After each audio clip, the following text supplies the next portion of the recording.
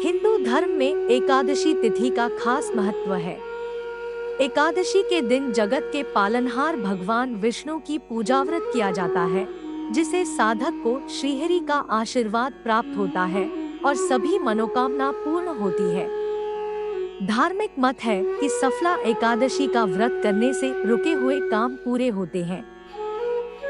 इस बार नए साल 2024 में सफला एकादशी 7 जनवरी को है। मान्यता है कि सफला एकादशी के दिन कुछ उपाय करने से घर में खुशियों का आगमन होता है और भगवान विष्णु प्रसन्न होते हैं। आइए जानते हैं सफला एकादशी के दिन कौन से उपाय साधक के लिए लाभकारी है। सफला एकादशी के दिन घर में तुलसी का पौधा लगाना बेहद शुभ माना जाता है और रोजाना इसकी पूजा करनी चाहिए।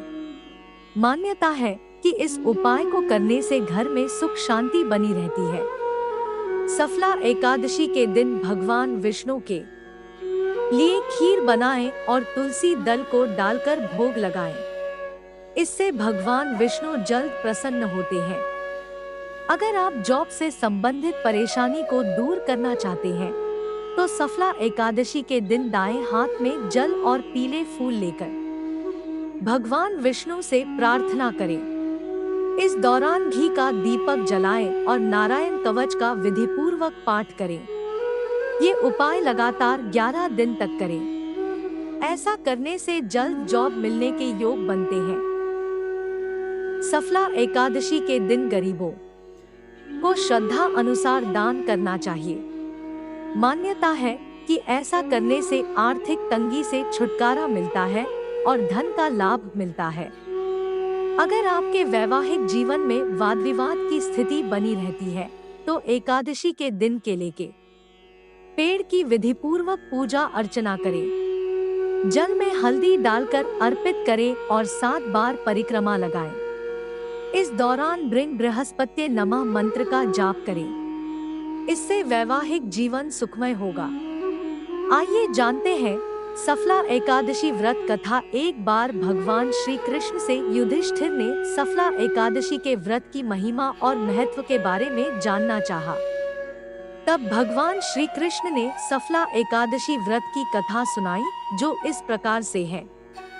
पद्म पुराण के अनुसार चंपावती नगरी के राजा महिष्मान थे। उनके 5 पुत्र थे, जिनमें उनका बड़ा पुत्र अधर्मी एवं चरित्रहीन था। वह हमेशा ही देवी देवताओं का अपमान एवं निंदा करता रहता था। मांस भक्षण एवं मदिरा पान करना उसकी आदत थी। उससे दुखी होकर राजा महिष्मान ने उसका नाम लुम्भक रख दिया और उसे अपने राज्य से बाहर कर दिया। पिता के इस व्यवहार से लुम्भक जंगल में जाकर रहने लगा। कुछ समय व्यतीत होने के बाद पौष माह के कृष्ण पक्ष की दशमी की रात आई। उस दिन काफी ठंड थी, जिससे परेशान होकर लुम्भक सो नहीं पाया। सर्दी के मारे उसकी हालत खराब थी। अगली सुबह एकादशी के दिन वह मृतप्राय हो गया था। दोपहर के समय सूरज की किरणें उस पर पड़ी तो उसे होश आया। पानी पीने के बाद उसके शरीर में कुछ शक्ति आई तो वह फल तोड़ने निकल पड़ा। शाम को फल लेकर आया और उसे एक पीपल के पेड़ की जड़ के पास रख दिया। वहां बैठकर वह स्वयं की किस्मत को कोसने लगे। बाद में उसने उन फलों को भगवान विष्णु को समर्पित करते हुए कहा कि हे लक्ष्मीपति भगवान श्रीहरि विष्णु, आप प्रसन्न हो। उस दिन सफला एकादशी थी। लुम्भक ने जैसे तैसे पूरा दिन व्यतीत किया और रात में सर्दी के कारण सो नहीं पाया। पूरी रात्रि जागरण करते हुए ही व्यतीत हुई। अनजाने में ही उसने सफला एकादशी का व्रत कर लिया। सफला एकादशी व्रत के प्रभाव से वह धर्म के मार्ग पर चलने लगा। उसमें सत्कर्म वाली प्रवृत्ति आ गई। कुछ समय बाद जब इसकी जानकारी राजा महिष्मान को हुई तो उन्होंने लुम्भक को राज्य में वापस लाए। राजा महिष्मान ने पुत्र लुम्भक को चंपावती नगरी का राजा बना दिया और राजकाज सौंप दिया। राजा महिष्मान स्वयं तप करने जंगल में चले गए। कुछ समय बाद लुम्भक को एक पुत्र हुआ, जिसका नाम मनोज्ञ रखा गया।